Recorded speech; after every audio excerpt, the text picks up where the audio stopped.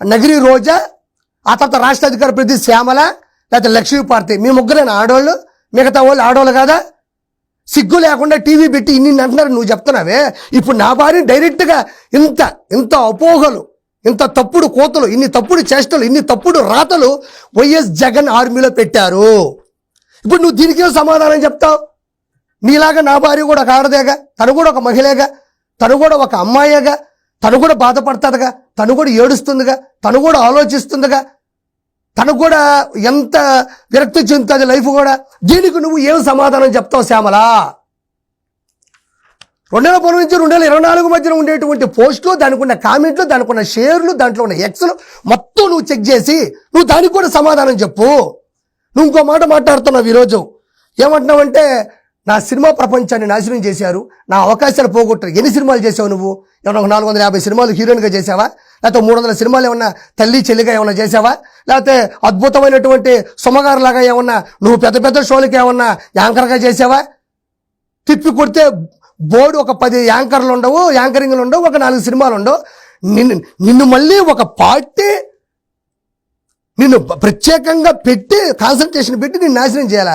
నీ బతుకు నువ్వు ఎన్ని సినిమాలు చేసావు, ఎన్ని యాంకరింగ్లు చేసావు, ఎన్ని ఈవెంట్లు చేసావు? మహా అయితే అమెరికాలో చేసుకున్నావు షోలు, అవి నాకు అనవసరం. అమెరికాలో షోలు చేసావు, అమెరికాలో షో చేసావు. నువ్వు తప్ప తెలుగు ఇండస్ట్రీలో, తెలుగు ఫిల్మ్ ఇండస్ట్రీ కావచ్చు, మన తెలంగాణ ఫిల్మ్ ఇండస్ట్రీలో నువ్వు ఏమంత పీకావు? ఎవరు నిన్ను తొక్కేస్తారు? ఎవరు మాట్లాడటం నీ అవకాశాలు పోయాయి? రా, నువ్వు నాతో రా, ఇద్దరం కలిసిపోతాం. ఆంధ్రప్రదేశ్ రోడ్ల మీదో లేకపోతే కేఫుల్లోనో ఇళ్లలోనో పోయి తిరగదాం. ఈవిడెవరో అడగదాం. ఎవరన్నా ఒక 10% నిన్ను గుర్తుపెట్టి, 1% నిన్ను గుర్తుపెట్టి, శ్యామలా గారు నువ్వు యాంకరింగ్ భలే చేస్తావు, అమ్మో సినిమాలో క్యారెక్టర్లు ఎరగొట్టావని ఒకరిని చెప్పని చెప్పి చూద్దాం. ఎందుకు అంత దిగజారుడు మాటలు?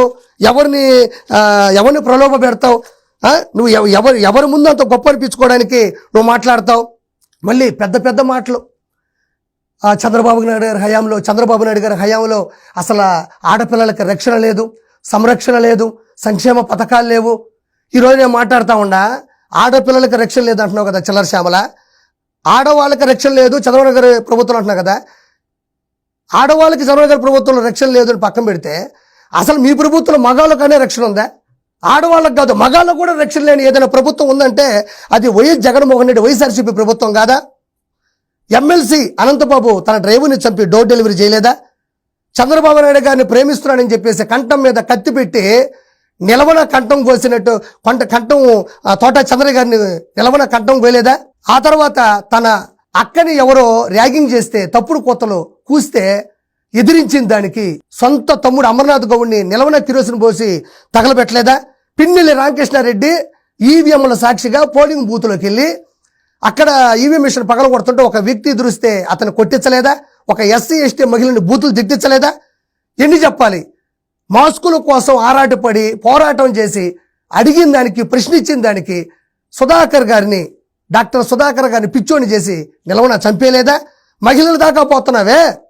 నీ ప్రభుత్వంలో చిల్లర శ్యామల మగాళ్ళకి రక్షణ ఉందా? ఎందుకు ఇలా మాట్లాడతావు?